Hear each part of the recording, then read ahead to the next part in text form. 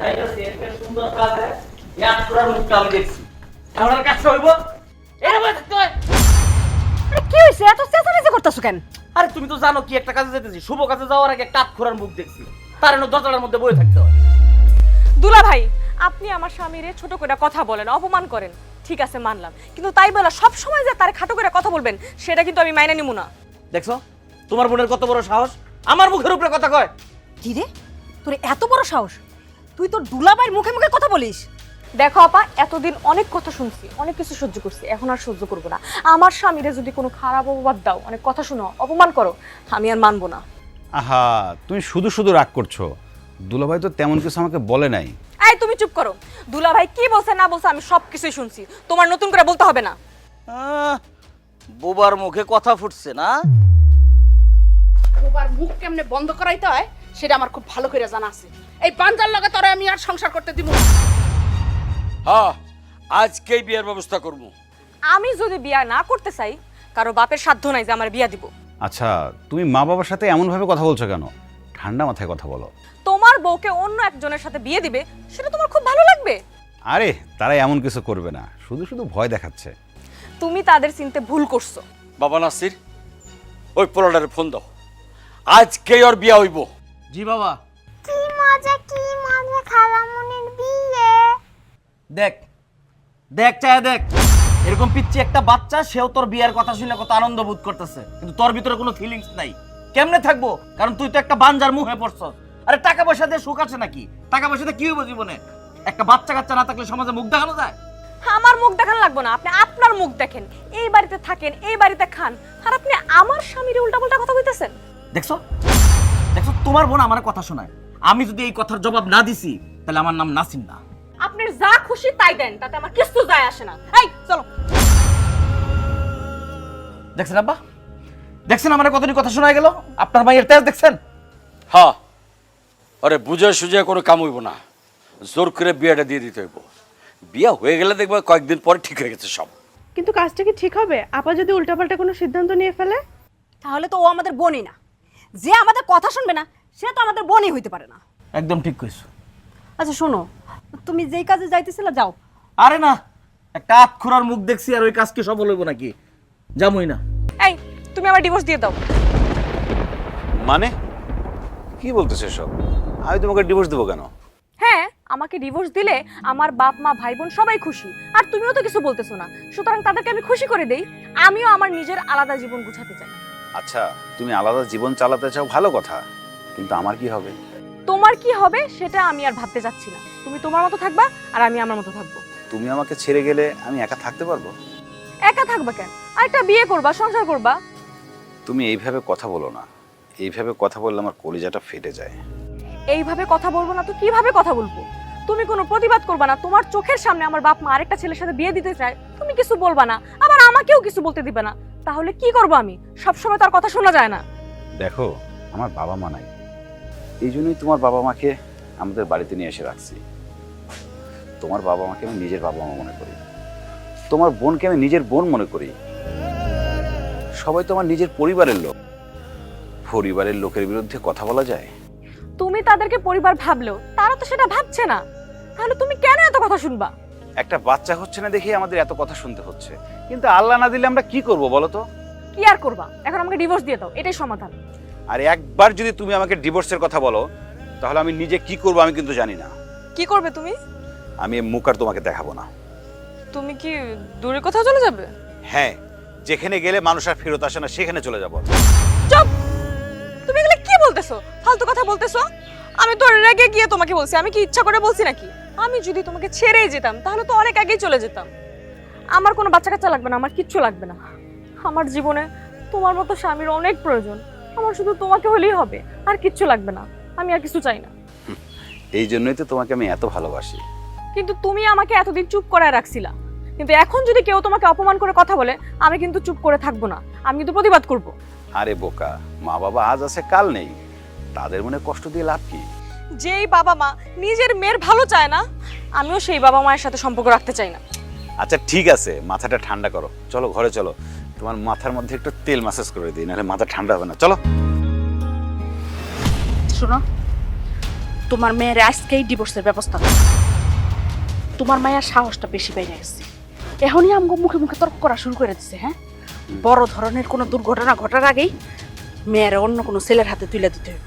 তার চেয়ে বড় কথা, আমি তো এই বাড়িতে থাকবো না। সে কথায় কথায় খোটা দেয়, এটা তো আমি মেনে নিব না। সে মনে করছে আমাদের কিচ্ছু নেই, আমরা এখানে ভিক্ষুকের মতো পড়ে আছি। আমি শুধু তোমার মাইয়ার আক্কেল দেখে অবাক হয়ে যেতেছি। হ্যাঁ, এত বড় সাহস আমগরে এখন খোটা দিয়ে কথা কওয়া শুরু করছে। ওরে তাড়াতাড়ি আজকের মধ্যে ডিভোর্স দেওয়াও, আমরা আমগো মাইয়া নিয়ে এই বাড়ি থেকে চলে যাব। আব্বা আম্মা যায় যাক, আমি কিন্তু যাবো না। আমি এ বাড়ি থাকতে থাকতে না কিরম দিন একটা মায়া পড়ে গেছি, মনে হইতেছে কি এটা আমার নিজের বাড়ি। আর একটা কাম করি, দরকার পড়লে ওই যে আতখোরা বাঞ্জাটা আছে না, এটা দুনিয়ার থেকে সরাই দিব। ওর কি তিন কুলে কেউ আছে নাকি? মামলা মোকদ্দমা করবো আমার বিরুদ্ধে, কিচ্ছুই হতো না। হ্যাঁ জামাই, তোমার কথাটা কিন্তু আমার খুব পছন্দ হয়েছে, কিন্তু বাবাজি আপনার ঘটাই ব্যাকআপ নেই। আব্বা এই বুদ্ধি আমার আছে, মাথার চুল কি এমনি গেছে? ঠিক আছে তাহলে বাবা, তুমি যেটা ভালো মনে করো সেটাই করো, কিন্তু এমন ভাবে করবা জানি আমরা কেউ ফাইসা না যাই আবার। আম্মা, বিষয়টা আরেকবার ভাইবা দেখলে হয় না? কোনো ভাবাভাবি নাই, অনেক দিন ধরে সহ্য করছি। আর না, এর কথা হইনা আম্মা কি মনে হইতেছে জানেন, দুলাভাইয়ের প্রতি তার বিরাট টান বাড়ছে। না মানে একটা মানুষের এইভাবে সরাই দেওয়া জঘন্যতম কাজ না? এত কথা কইস না, সম্পত্তির ভাগ চাইলে চুপচাপ থাকতে হইব, বড় রাজা সিদ্ধান্ত নেয় তাই। কি কও? বেশি বোঝো না। হ্যাঁ, তো দুলাভাই যা বলছে সব ঠিক কথা বলছে। আব্বা শুনেন, এটা প্ল্যানিং, এদিকে আও।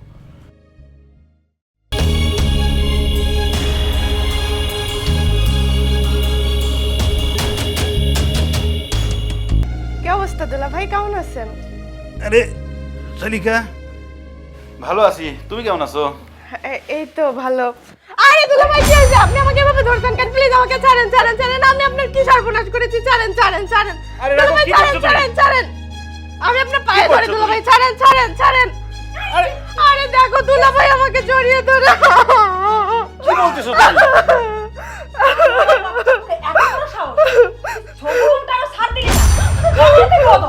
এ এ শালি মানে তো আপন ছোট বোনের মতো, তুই করলি কি এটা? হারাম জাদা, কি করছিস বাবা? দুলাভাই বিশ মেরে আয় আয় আয়, দুলাভাই তুই নিজের কি একদম থামরা আরাম দাদা, তুই নিজের দুলা ভাই এগুলা কি করতেছেন আপনি? ছাড়েন ওরে, ছাড়েন কইতাছি। ও কি এমন অপরাধ করছে জ্বরে এরকম মারতাছেন? কি অপরাধ সে করে নাই? যে জামাই নিয়ে এত গর্ব করস, ওই জামাই আজকে সবচেয়ে নিকৃষ্টতম কাজটা করছে। তোর ছোট বোনের দিকে কুদৃষ্টি দিছে, রেপ করতে চাইছিল। ও কি জামাই, জি আব্বা। হ্যাঁ এইরকম চরিত্রহীন পোলার লোকে আমার মায়ের বিয়ে দিছিলাম, ওরা তো ফাঁসি দেওয়া উচিত। এই ছোট লোকের বাচ্চা, তোর তো সাহস কম না? তুই আমার মাইয়ার দিকে কোন নজর দিছস? হ্যাঁ, সি সি সি সি সি, তোর আমি এত ভালো জানতাম, আর তুই যে তলে তলে এত খারাপ সেটা তো আগে জানতাম না আমি। সবাই আপনারা আমারে ভুল বুঝতেছেন, দোহাই লাগে আপনাদের। মুন্নিরে তো আমি ছোট বোনের মতো দেখি, ফেরেশতা আইছে। শুধু শুধু আমারে অপবাদ দিচ্ছেন, দয়া করে আমাকে অপবাদ দিবেন না। দেখছেন আব্বা, হাতে নাতে ধরা পড়ছে, তারপরে সে অস্বীকার করতেছে। বাটপারের বাটপার। ওরে নিয়ে ৫ ডলার দিলে সব বাড়ায় যাবো। চুপ করো, তোমরা কেউ আর একটা কথা বলবা না। এতক্ষণ অনেক কথা বলছো, আমি শুনছি, এখন আমি বলবো, তোমরা শুনবা। আহা, চুপ করো না। তুমি চুপ করো, তোমার জন্য এতদিন আমি চুপ ছিলাম, আমি আর চুপ থাকবো না। আমার ফেরেশতার মতো জামাইয়ের উপরে খারাপ অপবাদ দিবে আর আমি চুপ করে থাকবো, এমন বই আমি না। আমার জন্ম হইতে পারে এই পরিবারে, আমার বাপ মার রক্ত আমার শরীরে থাকতে পারে, কিন্তু আমি বেঈমান না। সবাই কান খাড়া করে একটা কথা শুনে রাখেন, খুব ভালো করে শুনবেন। এতদিন যে এই লোকটারে আপনারা বানজা বলছেন না, এই লোকটা বানজা না, বানজা হইলাম আমি। সমস্যাটা আমার কারণে। যেদিন ডাক্তার পরীক্ষা নিরীক্ষা কইরা বলল যে আমি কোনোদিন মা হইতে পারুম না, আমাদের কোনোদিন বাচ্চা কাচ্চা হবে না, সেই দিন এই লোকটা এত বড় কষ্ট বুকের মধ্যে চাপা দিয়া আমার দোষটা নিজের ঘাড়ে নিছে। আমাকে যাতে কেউ খারাপ কথা না বলতে পারে, সে উল্টা আমাকে বুঝায় যে আল্লাহ যদি বাচ্চা না দেয় তাহলে আমাদের করার কিছুই নাই, তাহলে আপনারাই বলেন, আপনারাই বুঝেন যে এরকম ফেরেশতার মতো একটা লোকরে আপনারা সমাজের কাছে ধর্ষক হিসেবে পরিচয় করে দিতে চান, আর আমারে অন্য একটা পুরুষের কাছে তুলে দিতে চান, আর এই সব সহায় সম্পত্তি আপনারা ভোগ করবেন। এটা কি ঠিক? আপনারাই বলেন। আহা চুপ করো না। খবরদার, আমাকে চুপ করতে বলবা না। আজকে আমাকে বলতেই হবে। যেদিন আমি শুনছি যে আমি কোনোদিন মা হইতে পারবো না, সেই দিন আমি সারা রাত ঘুমাইতে পারি না। আর তখন সে কি হলো, মন খারাপ করে আছো কেন? আর কি করব, মানুষ আমারে বাঞ্জা বলবে, খোটা দিবে, কথা শোনাবে, এগুলো আমি কিভাবে সহ্য করব? এদিকে তাকাও। শোনো, এই কষ্ট তোমাকে সইতে হবে না। কেউ যদি জিজ্ঞেস করে বলবো আমার সমস্যা। কি? কিন্তু কেন? তুমি আমার দোষ তোমার ঘাড়ে কেন নিবা? না, তোমার তো কোনো দোষ নাই।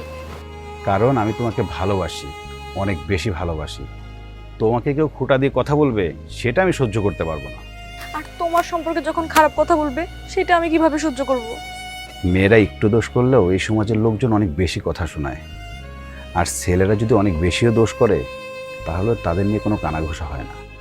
শোনো, তোমাকে একটা কথা বলি, এই সমাজটা এমন, মেয়েদের একটু দোষ হলেই ওটা নিয়ে অনেক কথা তৈরি হয়, কিন্তু ছেলেদের যদি অনেক বেশি দোষও থাকে তাও সেটা নিয়ে তেমন বেশি কানাঘুষা হয় না। তোমাকে আজ একটা কথা দিতে হবে। কি কথা? আমি আর তুমি ছাড়া কেউ জানবে না যে সমস্যাটা তোমার, সবাই জানবে সমস্যা আমার। এই কথা তুমি কাউকে বলতে পারবে না। ঠিক আছে, বলবো না, কিন্তু কখনো যদি এমন পরিস্থিতি তৈরি হয় যে না বললেই না, তখন কিন্তু আমি সব বলে দিব। আমাকে ক্ষমা করে দিও, আমি আর চুপ থাকতে পারলাম না। এরকম একটা লোক যে আমার নিজের দোষ নিজের ঘাড়ে নিয়ে চুপ করে থাকে, সহ্য করে, আমার জন্য কি না করছে সে। আমার নিজের বাবা মারে সে নিজের বাবা মা মনে করে, তার বাবা মা নাই এর জন্য সে আমার পরিবারের নিজের পরিবার মনে করে, আমার ছোট বোনরে নিজের ছোট বোন মনে করে, আমার দুলা ভাইরে সে নিজের বড় ভাইয়ের মতো সম্মান করে। ওই যে নূপুর দেখতেছো, নূপুরে তো সে নিজের সন্তান মনে করে। এর জন্য তারে কত কথা শুনতে হয়েছে, সাগর সব কিছু সহ্য করছে। তোমাদের আসলে বিবেক বলতে কিচ্ছু নেই, তোমরা মানুষ দেখে অমানুষ হয়ে গেছো। ছি, তোমরা এতটা খারাপ। আমি তোমাদের সাথে যাব না, আমি আমার ছোট আব্বুর কাছেই থাকবো। দেখছো, ওইটুক ছোট বাচ্চা পর্যন্ত বোঝে, কিন্তু তোমরা বুঝো না। আপনার ওর কথায় কেউ কিছু মনে করবেন না, আসলে আমি ওকে অনেক ভালোবাসি। আর সন্তান তো কারো হাতে হইতে পারে না, কোনো বাবা মা ইচ্ছা করলেই সন্তানের পিতা হতে পারে না। সন্তান তো উপর আল্লাহ দেওয়ার আমানত।